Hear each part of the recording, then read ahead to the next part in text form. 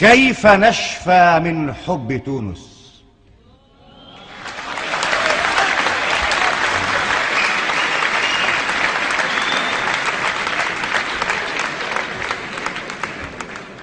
كيف نشفى من حب تونس الذي يجري فينا مجرى النفس؟ لقد رأينا في تونس من الألفة والحنان والسند السمح ما لم نر في أي مكان آخر، ولذلك نخرج منها كما لم نخرج من أي مكان آخر.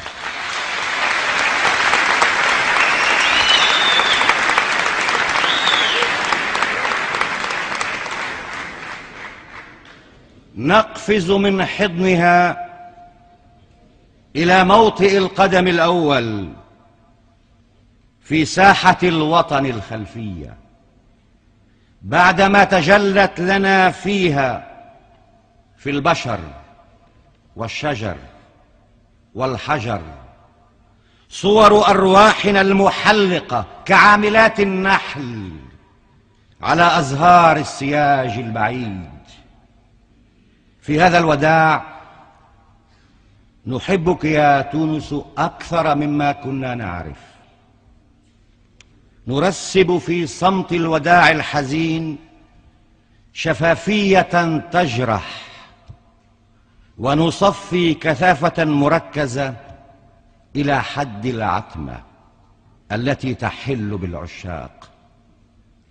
ما أجمل الأسرار الكامنة وراء الباب الموارب، وراء بابك، وهو المساحة المثالية لتعامل الشاعر الحاذق مع العناصر التبادلية للقصيدة. فهل نقول لك شكرا؟ لم أسمع عاشقين يقولان شكرا.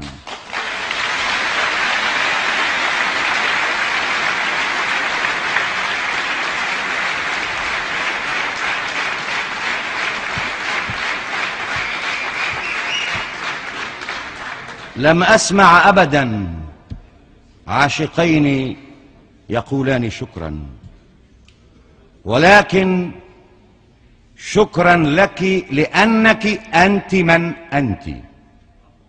حافظي على نفسك يا تونس. سنلتقي غدا على أرض أختك فلسطين. هل نسينا شيئا وراءنا؟ نعم، نسينا تلفت القلب، وتركنا فيك خير ما فينا. تركنا فيك شهداءنا الذين نوصيكم بهم خيرا.